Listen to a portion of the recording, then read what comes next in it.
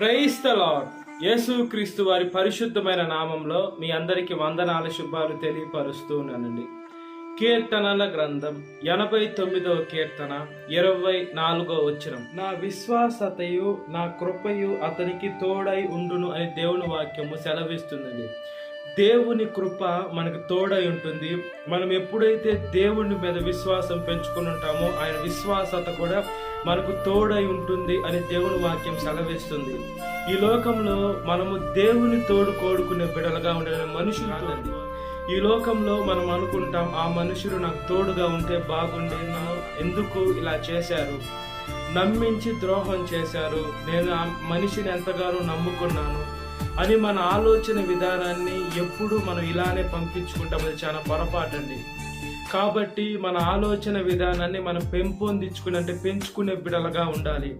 మన జీవితం యావత్తు మనం దేవునికి సమర్పించుకునే బిడలుగా ఉండాలి. దేవుడు మనల్ని మంచి మనసు ఇచ్చాడు, మంచి ఆలోచన ఇచ్చాడు, మంచిగా శరీరం ఇచ్చాడు, తెలివిని జ్ఞానాన్ని ఇచ్చాడు, బైబిల్ గ్రంథాన్ని ఆయన వాక్యమైన దేవుడు వాక్యాన్ని మనకి ఇచ్చాడు. మనం వాక్యానుసారంగా మనం ఎప్పుడైతే మనం వెళ్తూ ఉంటామో మన జ్ఞానము కలిగి ఉంటాం. మనము బైబుల్ చదవకుండా ఉంటే మనం అజ్ఞానం అయిపోతామండి. ఇప్పుడు లోకం ఎలా ఉంది, ఒక విషయాన్ని ఆలోచించుకున్నాం. లోకము తప్పు ఇద్దరిలో ఉండొచ్చు, ఇద్దరు కలిస్తేనే తప్పు అవుతుంది. అది ఏ విషయమైనా ఒక మనిషి తప్పు చేయలేరు. కాబట్టి ఇద్దరు కలిసి ఒక తప్పు చేస్తే అది ఎవరి మీద పడుతుంది, అది ఎవరిని ఇబ్బంది పెడుతుందంటే ఎవరైతే కొంచెము దేవునిలో ఉంటారో, ఎవరైతే దేవుని మార్గంలో నడుస్తూ ఉంటారో అతన్నే బ్లేమ్ చేస్తారు. కాబట్టి మనుషుల్ని బ్లేమ్ చేయరండి. ఈ లోకంలో మనుషుల్ని అసలు అంచు కూడా పట్టించుకోరండి. తప్పు చేసిన వారి పక్షాన న్యాయం ఉంటుంది. న్యాయంగా ఉండే వారి పక్షాన, ఆ మనుషుడి పక్షాన ఎప్పుడైనా అన్యాయమే ఉంటుంది. మన దేవుడి పక్షాన ఉంటే మనకి ఈ లోకంలో అన్యాయం జరుగుతుంది, అయితే దేవుడు లోకంలో మనకు న్యాయం జరుగుతుందండి. కాబట్టి మనుషులు మన మీదకి నిందిస్తారు, అబద్ధాలు పలుకుతారు, మన విశ్వాసాన్ని పరీక్షిస్తారు.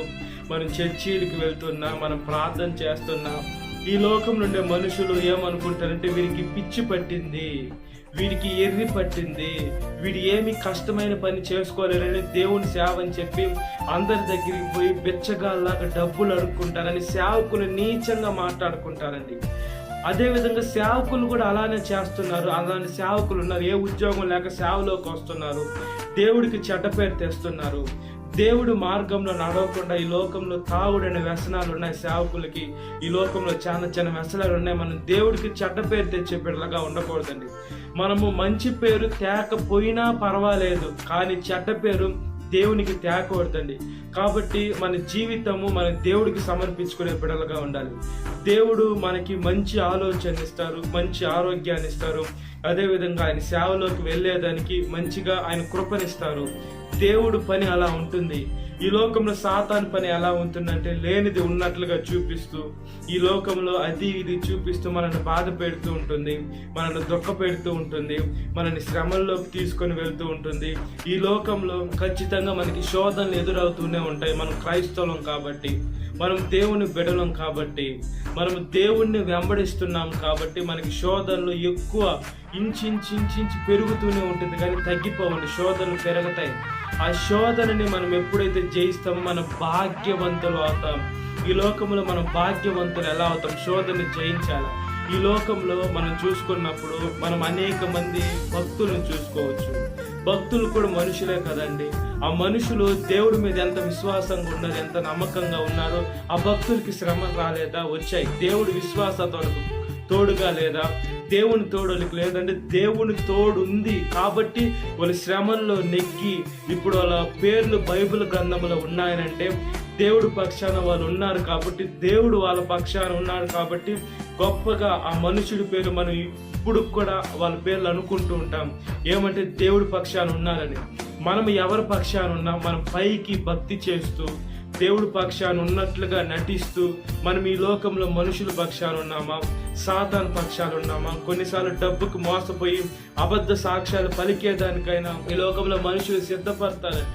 కాబట్టి మన జీవితం యావత్తు మనం ఈ లోకంలో మనుషులకి మనం ఎప్పుడైతే సమర్పిస్తామో మనం బాధపడతాం. ఈ లోకంలో అధికారులకి సమర్పించినా బాధపడతాం.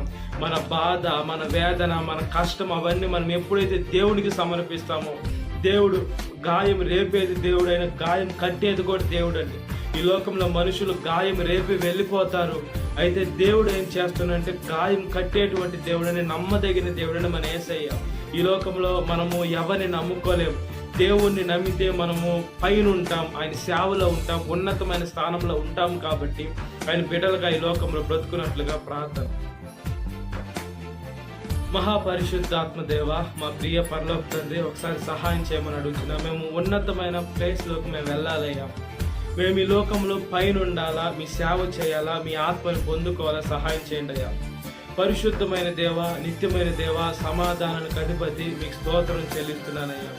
సాతాను యేసయ్య బాధ పెట్టాలా, దుఃఖ పెట్టాలా, ఇబ్బంది పెట్టాలా, శోధనలోకి నెట్టివేయాలా, సాతాలు పలాది చేయాలని సాతానికి దాని అనుచరులకి ఏమి పని ఉండదయ్యా.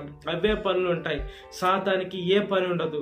సాతాను మీద మేము జయము పొందుకోవాలంటే మీ దగ్గరికి రావాలా, మీ ఆత్మని పొందుకోవాలా, మీ కృపను పొందుకోవాలా, మీ మంచి మనసుని పొందుకోవాలా, మీ ఆలోచన విధానాన్ని మేము పొందుకోవాలా, మీ పరిశుద్ధతని, మీ దయాలత్వాన్ని, మీ మంచితనాన్ని, మీ ఆశా నిగ్రహాన్ని మేము తీసుకొని ఆత్మ ఫలాలతో మేము ఈ లోకంలో మంచి బిడ్డలుగా ముందునట్లుగా ప్రాధాయపడుతున్నాం. సహాయం చేయమని అడుగుచున్నానయ్యా. దుష్ట శక్తి అయిన సాతాను ఏం చేస్తుందంటేనయ్యా, మనుషుల్లో విశ్వాసత లేకుండా మీ మీద వేసి, అదేవిధంగా మీ కృప ఉన్నా కూడా ఆ కృపను వెనక్కి వేసి ఈ లోకంలో మనుషుల్ని ఆశ్రయిస్తున్నారయ్యా. అలాంటి చెత్తని మనుషులు మనసులో నుంచి తీసివేయమని అడుగుచున్నానయ్యా. పరిశుద్ధమైన దేవ, నిత్యమైన దేవ, సమాధానానికి అధిపతి స్తోత్రం. ప్రతి ఒక్క యవనస్తుడిని మార్చండి, ప్రతి ఒక్క యవనస్తుడిని మార్చండి. మీ టార్గెట్ యవనస్తుడి మీదే ఉంటుందయ్యా. యవనస్తుడు అయితేనే మీ సేవ మంచిగా చేయగలుగుతారు, బలాన్ని ఇస్తారు. వృద్ధులు అంత చేయలేరు. కాబట్టి మనం ఆ సేవలో యవనస్తుని, సాతాను కూడా యవనస్తుని టార్గెట్ చేస్తుంది. ప్రతి ఒక్క బిడ్డను కాపాడమని, ప్రతి ఒక్క నాలుక స్తుతించి ప్రతి ఒక్క మోకాలు మీ నామలో వంగినట్లుగా ప్రాధేయపడుతూ సాతాను శోధన ప్రతి ఒక్క బిడ్డను విడుదల దయచేసి ఈ వాక్యం వింటున్న ప్రతి ఒక్క బిడ్డని పేరు పేరు జ్ఞాపకం చేసుకొని దినకాలపు దీవెనతో నింపమని ప్రజలైన యేసుక్రీస్తు వారి పరిశుద్ధమైన నామములో మిక్కిలి వినంతలుచున్నాను నా పరలోక తండ్రి. Amen. Praise the lord. God bless you. Have a great day.